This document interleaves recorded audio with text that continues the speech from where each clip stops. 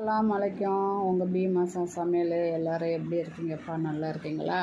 நாங்கள் நல்லா இருக்கோம். நீங்களும் நல்லா இருக்கணும். அல்லாட்ட நாங்கள் துவா கேட்குறோம். இப்போ என்ன பண்ண போகிறோன்னா, கத்திரிக்காய் வச்சு ஒரு தயிர் பச்சடி செய்ய போகிறோம். எப்படி வாங்கன்னு பார்க்கலாம். வீடியோக்குள்ளே போகலாம். என் சேனலுக்கு சப்ஸ்கிரைப் பண்ணுங்கள். வாங்க வீடியோக்குள்ளே போகலாம். இப்போ பெரிய கத்திரிக்காய் இருக்கும்ல, முழு கத்திரிக்காய், அது காலையில் என்ன பண்ணிட்டேன், கட் பண்ணிட்டேன். காலையில்னா எங்கள் பொண்ணுக்கு சமைச்சு கொடுக்கும்போது அவங்க வேலைக்கு போகிறாங்க. அந்த நேரத்தில் நான் இதை கட் பண்ணிட்டேன். அவங்களுக்கு சாப்பாடு செஞ்சு கொடுக்கும்போது எப்படி கட் பண்ணி வச்சுருக்கேன் பார்த்தீங்களா? கத்தி வச்சு கோடு கோடாக கட் பண்ணி வச்சுருக்கேன். இதில் உப்பு, மஞ்சத்தூள், மிளகாத்தூள், கொஞ்சம் எண்ணெய் ஊற்றி நல்லா அந்த மசாலாவை பிரட்டிட்டு அப்படியே இதில் பிரட்டி வச்சுட்டோம் பாருங்கள். நல்ல பெரிய கத்திரிக்காய். இதை இப்போ நம்ம தோசைக்கல்லில் போட்டு பொரித்து எடுக்கலாம்.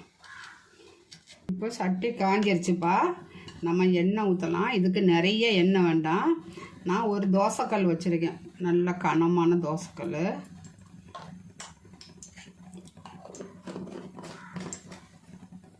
அடுப்பை நம்ம சிம்மிலே வச்சிடலாம். ஆனால் அந்த கத்திரிக்காய் சீக்கிரம் வெந்துடும்.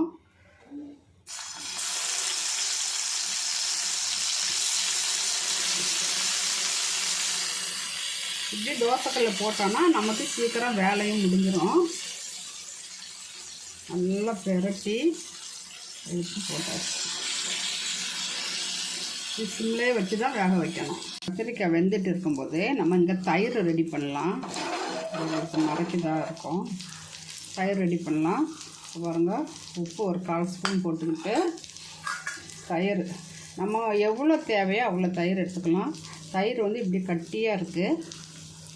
இந்த தயிரை நம்ம பீட்ரூட்டோ இல்லாட்டோ நம்ம முட்டை அடிப்போம்ல, அதோ அவள்கிட்ட ஸ்பூன் வச்சோ நம்ம நல்லா அடிச்சுக்கணும்.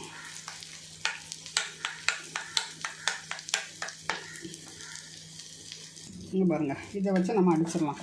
அடித்தா நல்லா கட்டி இல்லாமல் நல்லா ஒரு க்ரீமியாக இருக்கும். நல்லா வெண்ணெய் மாதிரி இருக்கும். பாருங்கள் எப்படி வருது பாருங்கள். நல்லா கட்டிட்டு எதுவுமே இல்லாமல் நல்லா க்ரீமியாக இருக்குது. இப்போ இதை வச்சுக்கிட்டு நம்ம வச்சுருக்க நல்லாவே வெந்துருச்சு.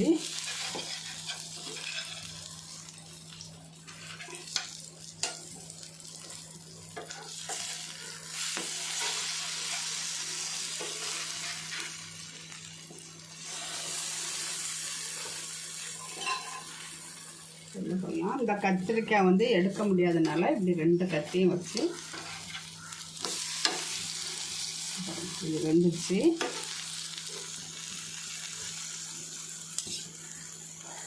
இது பாருங்கள், இது வெந்துருச்சு. இப்போ இங்கே பாருங்கள், சீக்கிரமாக வெந்துடும். இது 5 நிமிஷத்துலேயே வெந்துடும். தோசை கரண்டி வச்சுருந்தேன், அது காணும். அது கடக்குது, கழுவ போட்டிருப்பாங்க. இப்போ நம்ம இதை இறக்கிடலாம். இறக்கி பக்கத்து அடுப்பில் வச்சுட்டு தாளிக்கலாம். நிறைய எண்ணெய் ஊற்றக்கூடாது. ஒரு 1/2 ஸ்பூன் எண்ணெய். இந்த கடுகு, உளுந்தம்பருப்பு, கடலைப்பருப்பு, காஞ்ச மிளகா அது பொரியிற அளவுக்கு நமக்கு எண்ணெய் ஊற்றினா போதும். நிறைய வேண்டாம், ஏற்கனவே அது எண்ணெயில் பொரிச்சிருக்கும். 1 ஸ்பூனு கடுகு. இந்த குட்டி ஸ்பூனுக்கு நீங்கள் பெரிய ஸ்பூன் வச்சுருந்தீங்கன்னா 1/4 ஸ்பூன் போடுங்க. கடுகு பொரியுது பாருங்கள். சிம்மிலே தான் வச்சுருக்கேன். நம்ம கொஞ்சோண்டு எண்ணெய் நல்லா தெரியுதா?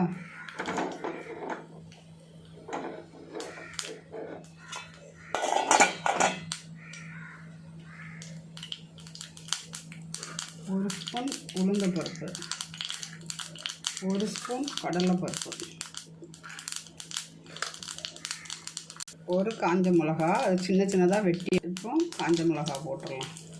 உளுந்தம்பருப்பும் கடலைப்பருப்பும் செவந்துருச்சு.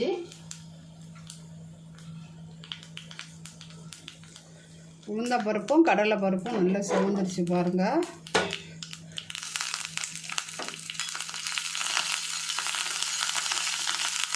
இப்போ அடுப்பை ஆஃப் பண்ணிவிட்டு நம்ம எந்த கிண்ணத்தில் எடுக்கமோ அந்த கிண்ணத்தில் இதை வச்சுட்டு நம்ம இந்த கத்திரிக்காயெல்லாம் அப்படியே எடுத்து வைக்கணும்.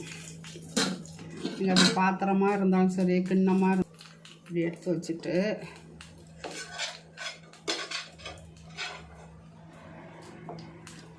அங்கே ரெடி ஆச்சு. நம்ம என்ன பண்ண போகிறோம்னா இதுக்கு மேலே இந்த தயிரை ஊற்ற போகிறோம்.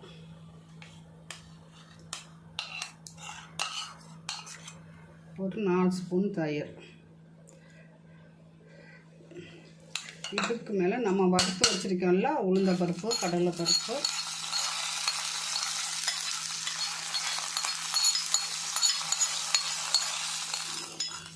அது போட்டாச்சு. சூப்பராக இருக்குங்க அந்த கத்திரிக்காய் பச்சடி. நீங்களும் செஞ்சு பார்த்துட்டு எப்படி இருக்குன்னு சொல்லி கமெண்டில் சொல்லுங்கள். லைக் பண்ணுங்கள், ஷேர் பண்ணுங்கள், சப்ஸ்கிரைப் பண்ணுங்கள், பக்கத்தில் இருக்க பெல் பட்டனை கிளிக் பண்ணுங்கள். இது பாருங்கள் மல்லித்தலை. சூப்பராக இல்லை? சொல்லுங்கள், சூப்பராக இல்லை? வாங்க நம்ம சாப்பிடலாம் எல்லோரும்.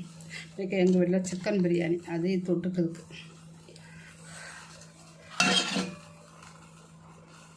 பாருங்கள் சிக்கன் பிரியாணி, கத்திரிக்காய் தயிர் பச்சடி, முட்டை தொக்கு.